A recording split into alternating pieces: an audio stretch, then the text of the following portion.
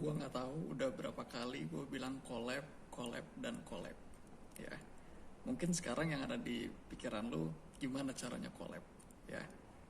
Dan gue mungkin kalau bisa kerucutin spesifiknya gimana punya skills yang bisa support collab sama siapapun. Bisa sama, maksud gue sama temen, sama tim, ya kan? Dimanapun, di kampus, di kantor, di komunitas, organisasi apapun.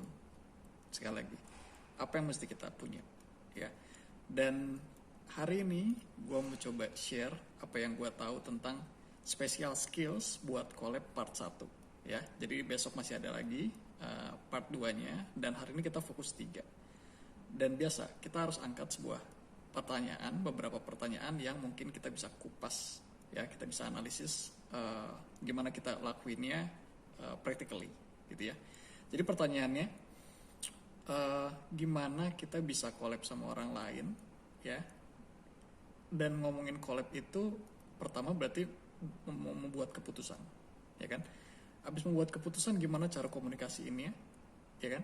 Dan yang terakhir, yang namanya kerjasama biasanya ada pressure, ya. Biasanya ada ya waktunya terbatas, sumber daya yang terbatas, dan yang lainnya, gitu ya. Dan tekanan-tekanan lainnya.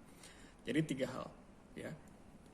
Decision making, terus communication, sama handle the pressure. Nah, di part 2 ini gue mau ngajak lu, kita coba bedah satu-satu. Jadi kalau gue bisa cerita, ada namanya policy process, ya. Ya itu memang kebijakan, ya. Tapi gue bisa bilang ini juga termasuk decision making process. Jadi sebelum lu mutusin sesuatu, baiknya lu lihat masalahnya dengan clear dulu. Masalahnya clear. Yang kedua, lo lihat alternatif yang ada, ya.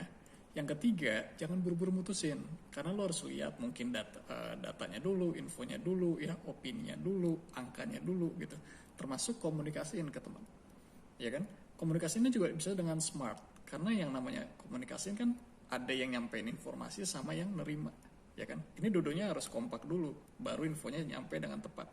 Kalau banyaknya asumsi, nggak ada faktanya, lebih parah lagi, itu agak susah, gitu ya. Nah, yang terakhir juga ada namanya prioritization yang sempat gue share minggu lalu, ya. Jadi dari 3 teori ini, sekali lagi, decision making process atau policy process awalnya, ya.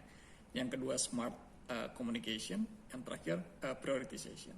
Nah, jadi gimana practically-nya sekali lagi buat kita bisa punya skills ini biar collab-nya lancar sama orang lain atau tim. Satu, saran gue, coba lihat sekali lagi masalahnya clear dulu, ya. Kalau ada perbedaan itu diobrolin dulu, lihat dulu datanya, infonya, angka dan opininya, gitu ya. Terus yang kedua, buat prioritasnya, ya, mana yang urgent, mana yang important. Karena kalau semuanya dilakuin dalam satu waktu, itu waktunya terbatas dan sekali lagi sumber daya kita terbatas, ya. Dan jangan lupa buat komunikasi ini juga harus lihat situasi dan kondisi, ya. Dengan begitu menurut gue sesimpel lu bisa decision making dengan tepat, komunikasinya baik, ya, tercerah dengan baik infonya, dan juga yang terakhir prioritasnya pas, gitu ya. Harusnya dengan segala yang terbatas lu bisa tetap kolaborasi dengan siapapun. Itu dulu dari gue, ya. Kita besok lanjut di 3 skills selanjutnya.